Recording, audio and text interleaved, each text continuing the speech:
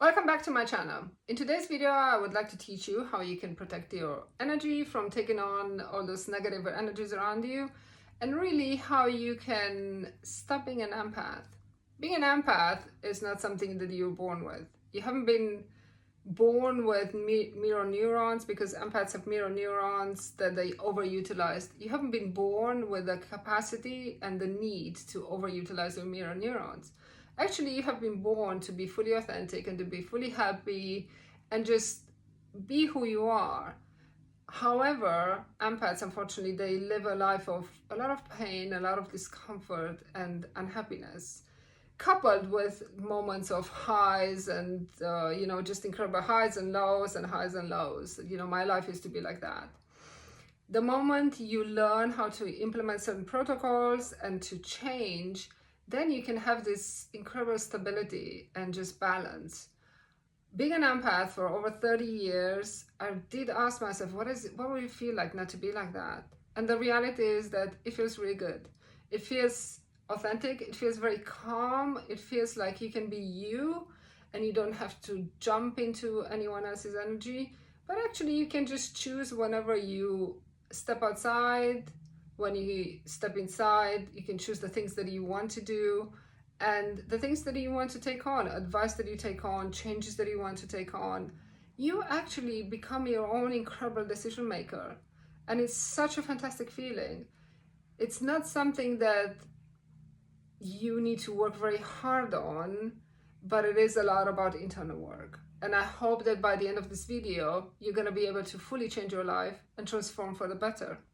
So people who are fully magnetic, who are not empaths, who don't attract any energy, and usually you can see them walking around, they're a bit more selfish, they're a bit more into themselves, and they just don't really care what's going on.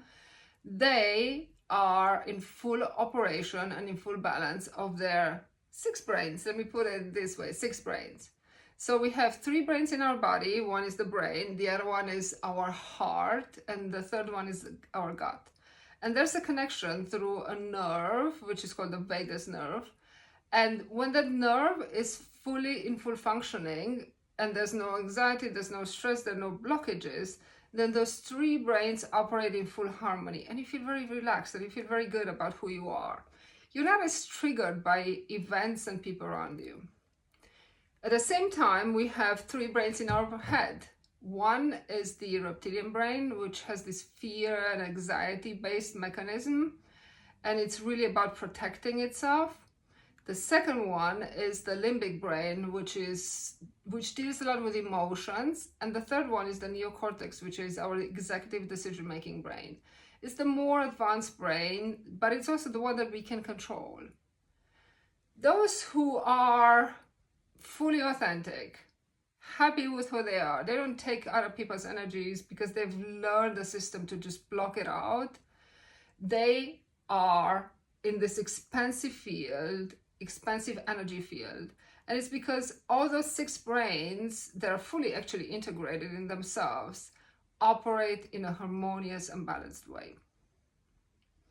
Empaths, on the other hand, have been conditioned through very difficult childhoods or very difficult circumstances to block out certain areas in their bodies, some of these brains, and only operate in kind of a fear-based and a very stressful-based method, which means that they have their lower parts, for example, so their gut incorporates a lot of anxiety. Their bodies are also very tense because most of the time they think, oh, I need to protect myself, I need to cleanse my energy, how do I get out of here? So they overutilize the reptilian brain, which is the fear, the fighting, the fleeing, the fearing your environment, the overprotecting your environment. They overutilize that part and they underutilize all the other aspects of themselves, or the other brains, is because there's so much in this particular reptilian brain. We actually, as empaths, we are a disservice to ourselves and we are a disservice to the planet, because we only operate at reduced capacity of that we actually have. People who are not empaths, They operate at full capacity. So if you think about your entire energy field just being very, very broad, when you're an empath, you have a very reduced energy field. The first thing that you need to do is set an intention to change. Change can only come from you.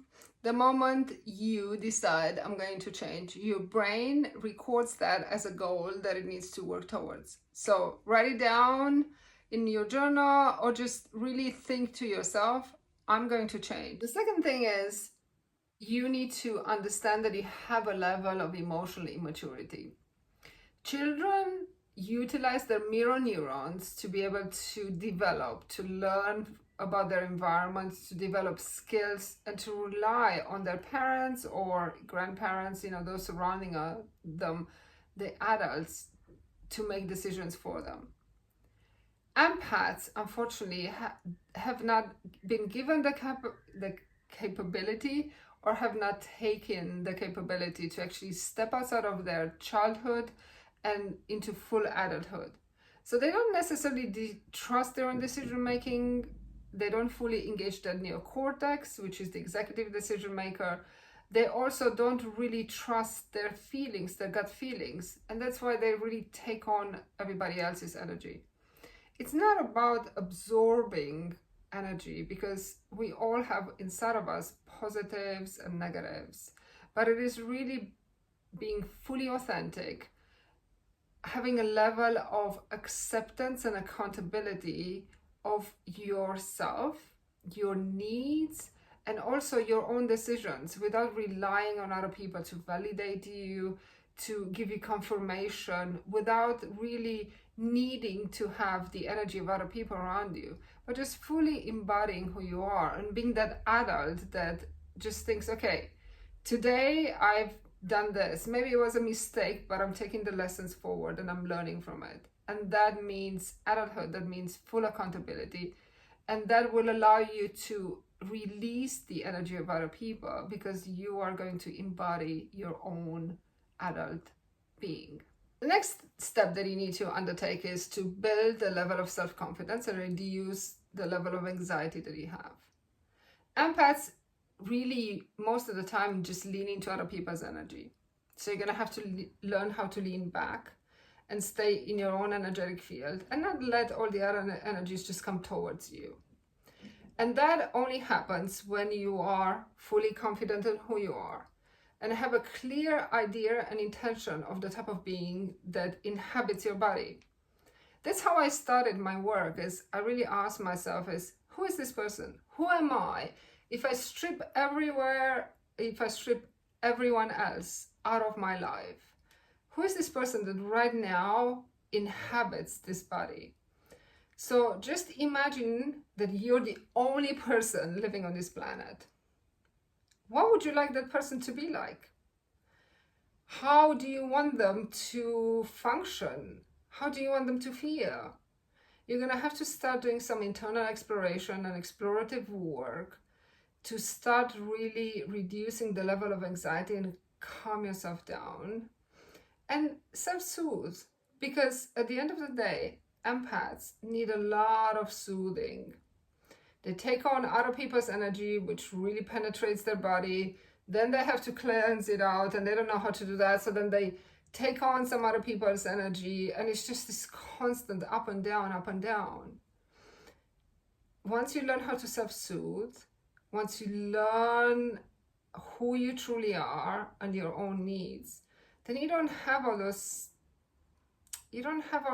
pulls into who the other people around you are. You're going to start caring less, because you're going to be so fully authentic, so fully in your own being, that actually your brains will start to interact with each other. So the three brains that you have, your survival mechanism, your emotional mechanism, and your executive decision-making mechanism, they're going to start interacting with each other, and they're going to start really just having these conversations that are really self-soothing. They're going to make you feel good. They're going to allow you to not be triggered by events, because you know, well, if someone says that, or if someone criticizes me, or if someone doesn't agree with who I am, then it doesn't really matter, because I know who I am. Just to give you an example, I have a really, really good friend. And before doing all the internal work on myself, I took quite a few months out. And we had a level of separation. So the first time around, he'd be saying, "Oh, you're not smiling." So I'd be smiling then, because I think, "Oh, yeah, I have to smile." And I saw him recently and he said, "Oh, you're not smiling." And I didn't react because in that particular moment in time, I didn't really feel like smiling. And I was just fully authentic. I was fully me. I was fully in my body. I didn't really have to have his energy penetrating my field.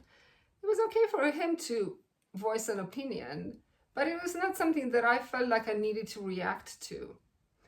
And that's the thing with empaths, is they always feel like they have to overreact and they have to react to what other people are saying or doing. But actually you don't. You can just be fully into your own field if you have a strong level of self-confidence, if you know how to control your anxiety, if you know what your triggers are, and if you start working on your own triggers and reducing the level of interaction that you have and the level of response that you have when you get triggered.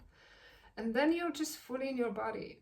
Thank you for watching. I hope you're going to be able to implement these protocols and become just an amazing version of you.